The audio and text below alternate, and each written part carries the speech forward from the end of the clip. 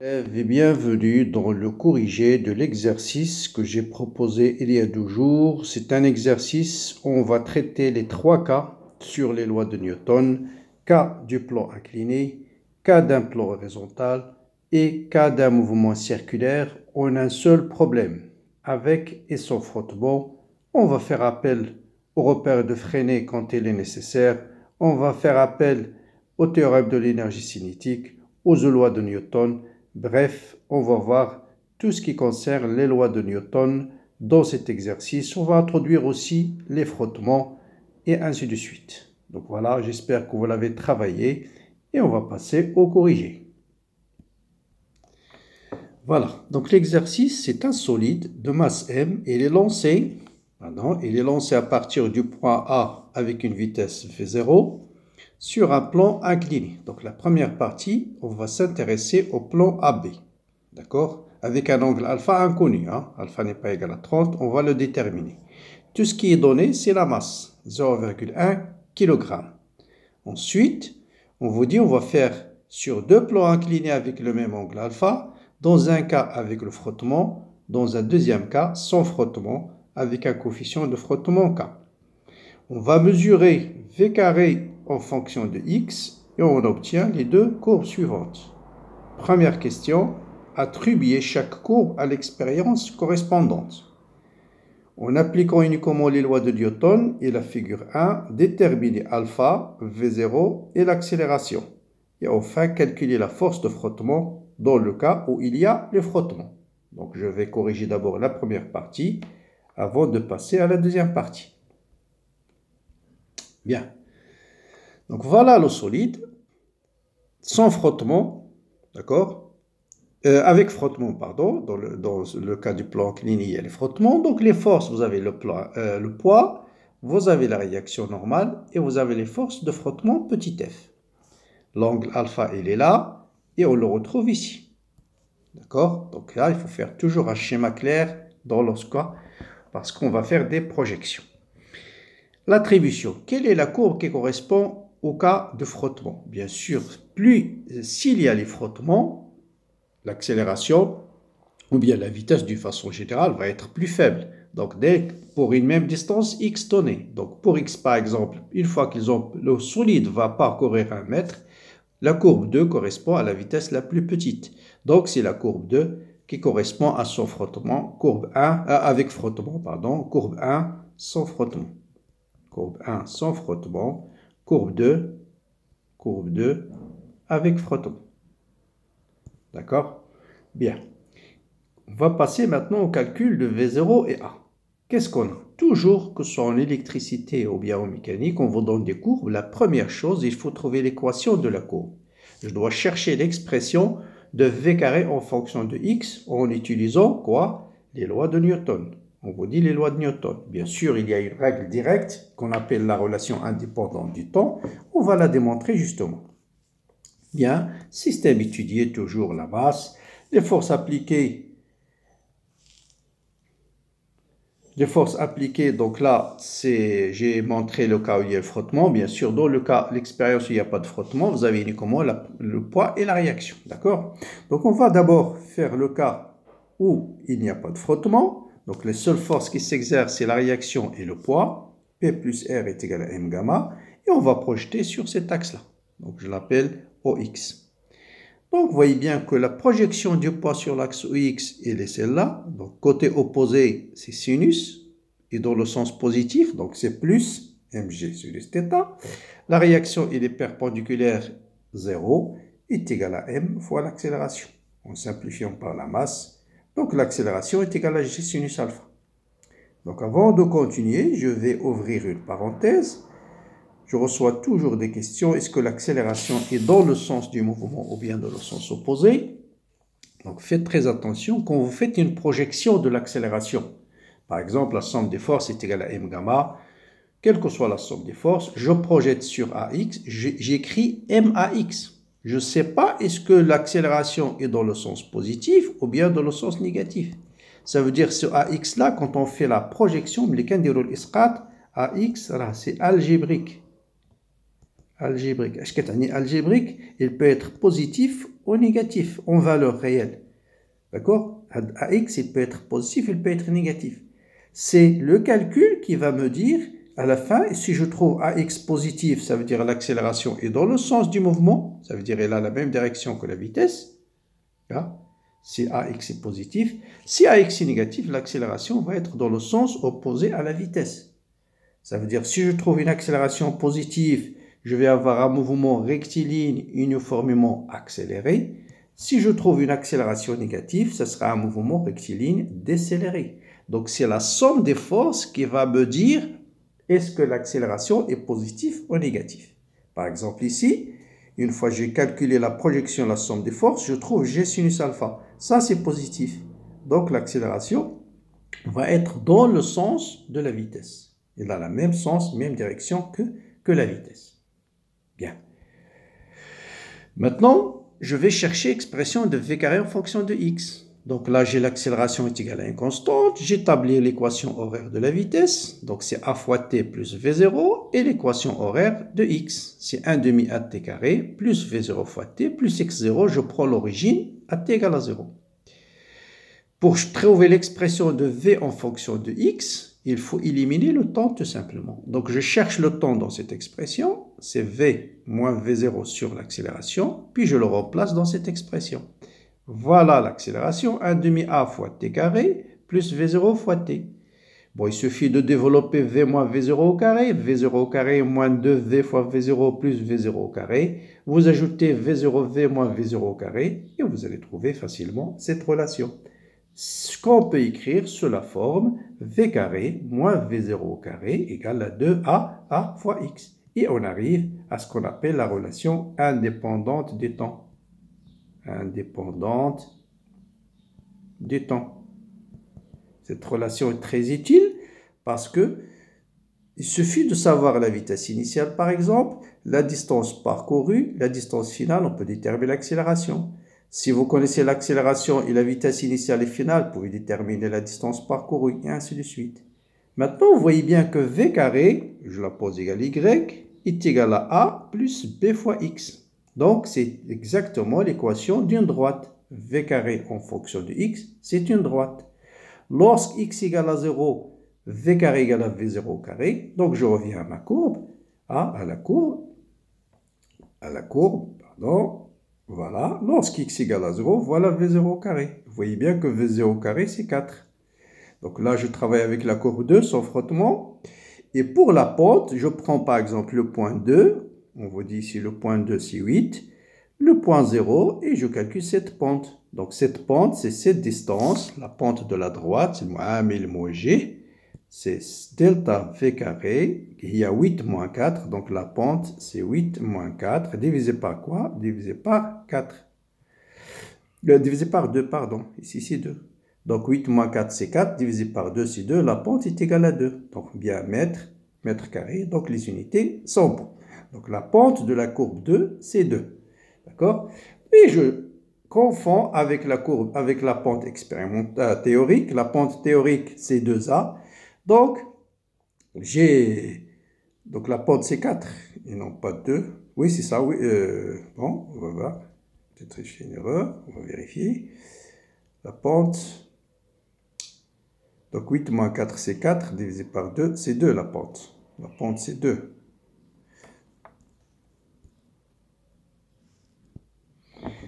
Bien, donc on continue. Donc, effectivement, la pente, c'est 2. Donc là, parce que c'est des valeurs que j'ai prises. Donc, si en faisant la corriger, je revérifie. Donc, faites attention, il peut y avoir des petites erreurs comme ça. Donc, la pente, c'est 2 égale à 2A. Donc, l'accélération va devenir 1 mètre seconde moins 2. Donc, l'accélération, c'est G sinus alpha. Donc, vous faites arc sinus de 1 sur 10 et ça vous donne 5,7 degrés. Donc, on va déterminer la valeur de alpha. Pour l'essentiel, c'est la méthode. Hein. Bien. Maintenant, avec frottement, qu'est-ce qui va changer? Donc, la relation reste la même. Hein. La relation indépendante du temps reste la même parce que c'est la même démonstration. Il suffit de remplacer ici A par A'. A', puis même calcul. Hein, parce que la force n'intervient pas dans l'équation horaire. Voilà, donc on va arriver à la même expression. Donc, on va utiliser la courbe, la même vitesse, c'est toujours V0, c'est 2 mètres par seconde. Là, la pente, c'est égal à 1. Donc là, vous pouvez vérifier. La pente est égale à 1. Donc, on revient. Donc, on va recalculer la pente de la courbe 1. Donc, voilà la pente. C'est cette distance. 6 moins 4, c'est 2. Divisé par 2, c'est bien 1. Donc, la pente est égale à 1. Donc, la pente, c'est 2 fois A. Donc, A' égale à 0,5 mètres seconde moins 2. Bien. Pour calculer maintenant la force du frottement, il suffit d'appliquer la deuxième loi de Newton, moins F plus mg sinus alpha, donc F elle est opposée, plus mg sinus alpha est égal à ma'. Et puis F est égal à mg sinus alpha moins ma'. Bon, g sinus alpha, on l'a déjà calculé, il est là, c'est 1, donc il faut le remplacer par 1. Donc ça va donner directement m moins m fois a'. Donc a' c'est 0,5 et ça vous donne une force de frottement de 0,05 newton. Il y a un coefficient de frottement. Je vous rappelle que le coefficient de frottement, par définition, c'est quoi? Donc, je reviens. Coefficient de frottement. Je vais peut-être faire ça plus simple sur une autre page. Voilà. Donc, si vous avez les forces de frottement, on va juste représenter les forces de frottement. Petit f, la réaction normale. Et vous avez ici la réaction R. Et ça, c'est K. Donc, tange à K, ou bien le coefficient de frottement, c'est le coefficient de frottement, c'est F sur, c'est tangente alpha. Le coefficient de frottement, c'est tangente cet angle. Tangente alpha, en bêta, on va l'appeler bêta. Tangente bêta, c'est ce qu'on appelle le coefficient de frottement et qui est par définition la force de frottement divisée par la réaction normale. Or, si vous projetez le deuxième loi de temps, R plus petit f plus R normal plus petit f plus le poids est égal à la masse fois l'accélération. Si on le projette sur cet axe-là, sur l'axe Y par exemple, sur OY, vous voyez ici bien sûr, j'ai oublié le poids, il faut représenter le poids. Et sa projection, ça c'est alpha, ça c'est alpha. Voilà la projection du poids sur l'axe des Y. Donc vous voyez bien que R normal moins mg cosinus alpha est égal à 0. Donc R normal est égal à mg cosinus alpha. Donc le coefficient de frottement, c'est F sur mg cos alpha. F sur mg. Ah, vous voyez, j'ai oublié le cos alpha sur mg cos alpha. Donc, il manque ici un cos alpha. Et vous refaites le calcul numérique. Vous avez les valeurs de alpha. D'accord? Bien. Vous voyez, ça vaut le coup de reprendre. Bien, on passe au plan horizontal. Bien, le plan horizontal, on vous dit que le point arrive au point B. Il arrive au point B avec une vitesse v de B. D'accord? On vous le donne. On vous donne V de B, c'est racine de, V de B, c'est racine de 8. Et il continue son chemin sur le plan horizontal en deux phases. Entre B et C, il est soumis à une force F, horizontale, constante. Entre C et D, on va supprimer la force F. Question, quelle est la valeur de F? Bon, là, il suffit d'appliquer la deuxième loi de Newton. P plus R plus F égale à 0. Si vous projetez sur l'axe horizontal, la projection de poids c'est 0, la projection de R c'est 0. Il va vous rester A est égal à F sur M. Même chose, on a une courbe V carré en fonction de X. Donc toujours la fameuse loi, je l'applique au point B et à un point M quelconque, de vitesse V. Donc j'ai V carré moins VB au carré est égal à 2A fois X. X c'est la distance entre le point B et le point M. Et donc, vous voyez bien, c'est la même relation. V carré, c'est VP au carré plus 2A fois X. Et pour déterminer l'accélération, parce que pour calculer la force, il faut connaître l'accélération, je détermine la pente. Et cette fois-ci, la pente est égale à 10. Bon, je vérifie si je n'ai pas fait aussi d'erreur d'application de représentation de courbe. Ici, donc vous voyez bien, ici c'est 18. Et là, c'est 8. Donc 18 moins 8, c'est bien 10. 10 divisé par 1, c'est 10. Donc, effectivement, la pente, c'est 10. Bien. Donc, la pente est égale à 10. Ah, pardon, on n'est pas encore là. Voilà, la pente est égale à 10, c'est 2A. Donc, A est égal à 5, mètres secondes moins 2. Donc, l'accélération, c'est la force divisée par la masse. La masse, c'est 0,1, donc c'est 50 newtons. L'accélération, c'est la force, l'accélération, la force, c'est la masse fois l'accélération, voilà. Donc, c'est 5 multiplié par 0,1, c'est 0,5 newtons. Très bien, je vérifie en même temps avec vous les calculs. Voilà, donc on a déterminé la force. Maintenant, on veut la vitesse au point C, c'est-à-dire le dernier point où la force va être appliquée. Bon, il suffit de connaître la distance BC. Et là, j'ai changé la valeur de BC. Je vous dis, prenez la valeur 9,1 pour simplifier les calculs. Pourquoi? Parce que VC au carré, c'est VB au carré plus 2A fois X. Bon, 2A, c'est 10. Vous multipliez 10 par 9,2, ça vous donne 92. Comme ça, j'arrive à 100. Et racine carrée de 100, c'est 10. Donc voilà, j'essaie de choisir les applications numériques pour que vous faites le calcul sans calculatrice. Donc voilà, la vitesse est égale à 10 mètres par seconde. Maintenant, question suivante, quelle est la vitesse au point P? Sachant qu'entre P et C, au point D, pardon, le dernier point de l'axe horizontal, quelles sont les forces qui s'exercent entre C et D? Il y a le poids et la réaction. Vous appliquez la deuxième loi de Newton, la somme des forces est égale à M gamma. Si je projette sur l'axe D, vous allez bien sûr avoir 0 est égal à M AX. Donc AX égale à 0. Donc c'est un mouvement uniforme. Lorsque la somme des forces est égale à 0, le mouvement, c'est un mouvement rectiligne uniforme. C'est la deuxième loi de Newton. Soit, s'il est immobile, il va rester fixe. S'il est en mouvement, il est en mouvement uniforme. Donc, la vitesse va rester constante d'après les lois de Newton. Donc, la vitesse va rester égale à V de B qu'on a calculé, qui est 10 mètres par seconde. À V de C plutôt. Bien. On va passer à la troisième partie. La troisième partie, on vous dit que le solide arrive au point D. Cette fois-ci, il va entamer un mouvement circulaire. Première question, calculez la vitesse d'un point M quelconque de cet arc de cercle. Repéré par quoi? Par cet angle θ. Et bien là, je vais d'abord, donc là, entre là et là, c'est le rayon. Hein? Entre là et là, c'est le rayon.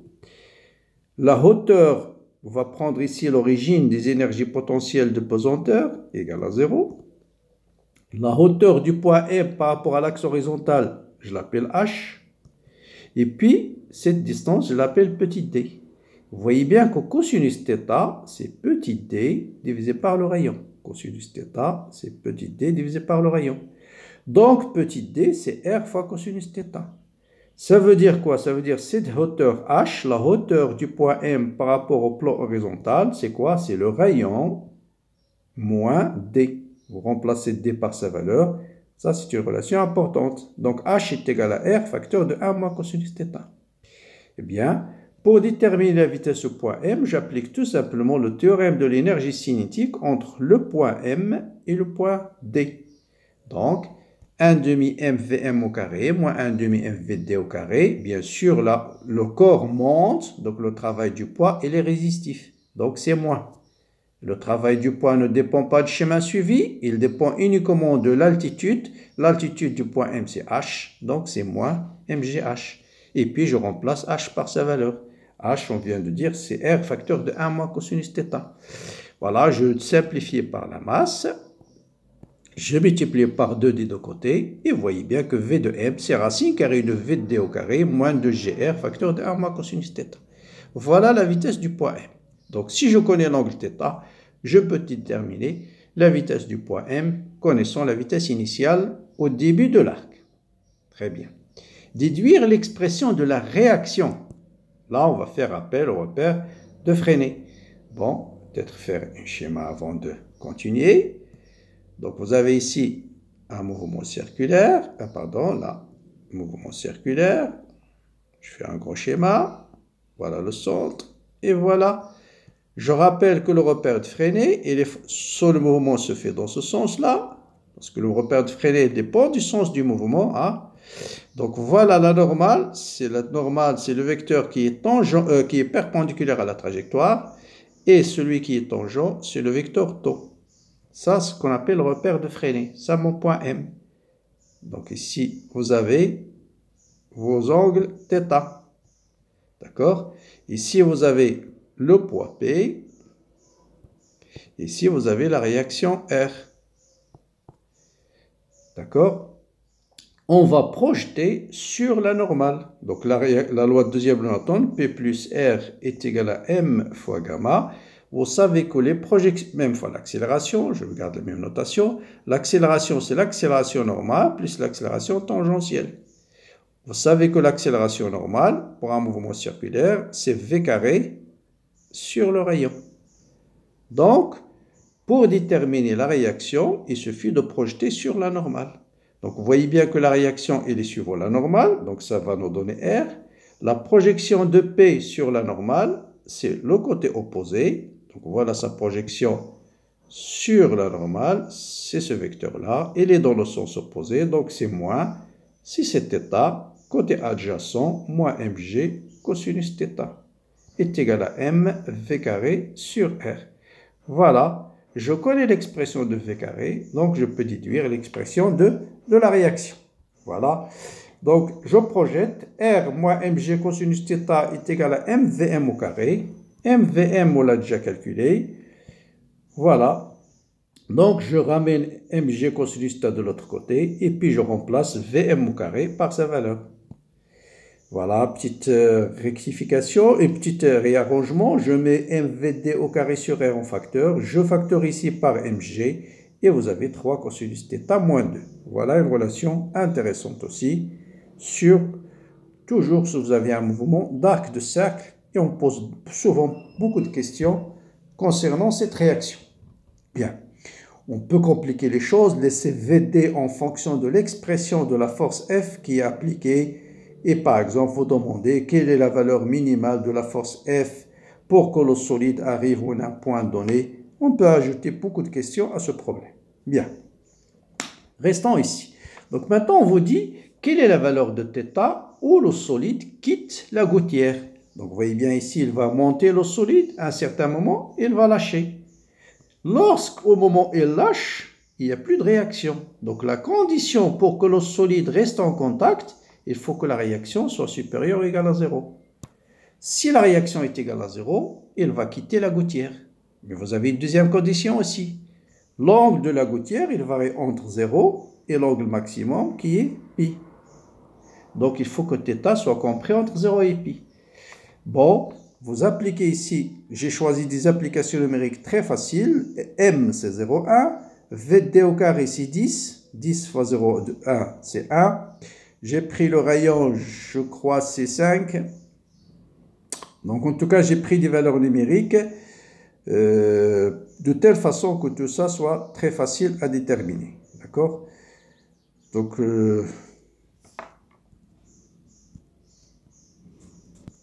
c'est ça. Donc, j'ai pris R égale à 5. 1 cinquième, c'est 0,2. 0,2 fois 100. Donc, ça vous donne 20. 20 fois 0,1, ça vous donne 2. Voilà. Ça vous donne 2. Et puis, la même chose. Vous voyez, des applications MG, M, c'est 0,1 fois 10, c'est 1. Donc, plus 3 cosinus θ moins 2. Vous voyez, on peut faire le calcul sans calculatrice. J'ai essayé de choisir des valeurs numériques très, très pratiques. Et même pour R, je me suis arrangé de façon que R soit égal directement à quelque chose de cosinus que vous connaissez. Donc R égale à 3 cosinus θ. Donc il faut la condition, il faut que cosinus θ soit égal à 0. Quand est-ce que cosinus θ égale à 0? Plus ou moins pi sur 2. θ compris entre 0 et pi, donc la seule valeur possible, c'est θ égale à pi sur 2. Voilà pour... Donc, le moment, avec cette vitesse-là, il va arriver à pi sur 2. Hop là, il va quitter la gouttière. Maintenant, si on suppose qu'il y a du frottement, on va refaire la même chose. Donc, si toujours, c'est la même chose, sauf qu'il faut ajouter ici une force F. Et la force F, elle est comment? Elle est tangent, même à ça, la trajectoire. Elle est tangent à la trajectoire. Donc, on reprend la même chose. Toujours... théorème de l'énergie cinétique pour chercher l'expression de la vitesse. Donc, il suffit d'ajouter, vous avez toujours le travail du poids qui est résistif, mais vous avez aussi le travail de la force de frottement. Et quel est le travail de la force de frottement? Il est tangent, à chaque fois, il est tangent à la trajectoire. Donc le travail total, ça sera F fois le déplacement. Le déplacement, c'est l'arc DM.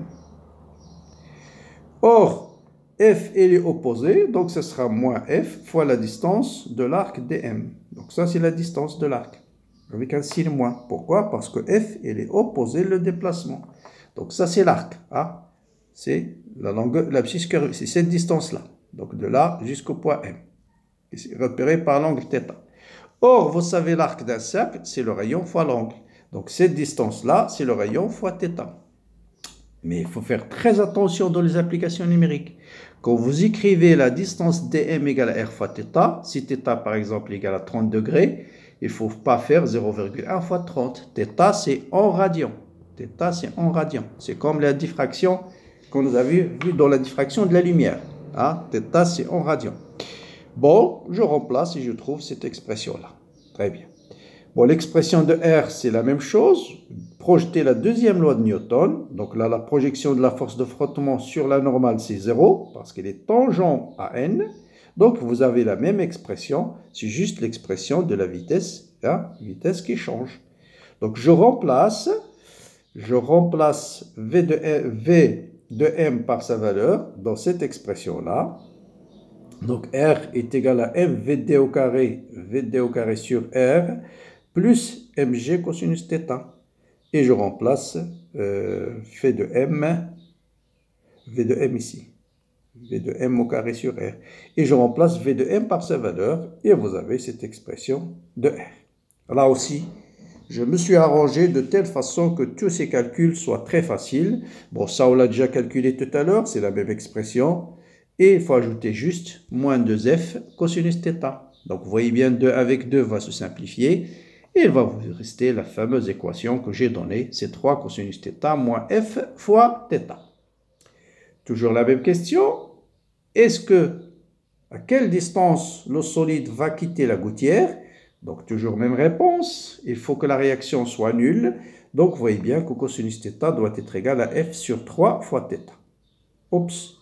Comment résoudre cette équation? Cosinus θ égale à f avec, j'ai pris une fonction aussi pour simplifier, une fonction de frottement, de force de frottement pour une fonction. Force de frottement égale à 2 Newton. Bien. Donc si vous avez deux fonctions, g de x égale à g de y, f de x égale à g de x plutôt, par exemple une fonction exponentielle x égale à x. Comment chercher la solution? Exponentielle égale à x. Vous tracez la courbe exponentielle x, vous tracez la fonction y égale à x et vous cherchez le point d'intersection. C'est ce qu'on appelle une résolution graphique. C'est ce qu'on fait en mathématiques. Donc là, je l'appelle une fonction y1 de θ. Là, c'est une fonction y2 de θ. Ce sont deux fonctions faciles à tracer. Je cherche le point d'intersection et je vais déterminer facilement la valeur de θ au bout de laquelle la masse va quitter la gouttière. Bon, je vais le faire de la page suivante, mais avant de quitter la vidéo, n'oubliez pas de me laisser un commentaire, de liker cette vidéo, de la partager avec vos amis et laissez-moi des remarques si vous avez des remarques sur la vidéo. Bien. Voilà, cosinus c'est très facile, hein, c'est une fonction sinusoïdale, cosinus de 0 c'est 1, cosinus de pi sur 2 c'est 0, cosinus de pi c'est moins 1. Bon, j'arrête ici parce que θ pour nous est compris entre 0 et pi, donc vous arrêtez juste votre courbe là. Et puis je trace l'angle 2 tiers de θ. Bon, je prends le plus simple, θ égale à pi sur 2. Si θ égale à pi sur 2, ça c'est égal à pi sur 3. Pi c'est 3,14. 3,14 divisé par 3, c'est à peu près égal à 1. Donc pi sur 2, c'est pratiquement 1. Et il passe par l'origine. Voilà la droite y2. Et voilà mon point que je cherche. Bon, vous voyez bien ici pi sur 4. Donc c'est un point qui est très proche de 45 degrés. Donc je prends ma calculatrice. Je fais par exemple 50, 52, 53. Et je trouve pour 53, cosinus de 53, c'est 0,6.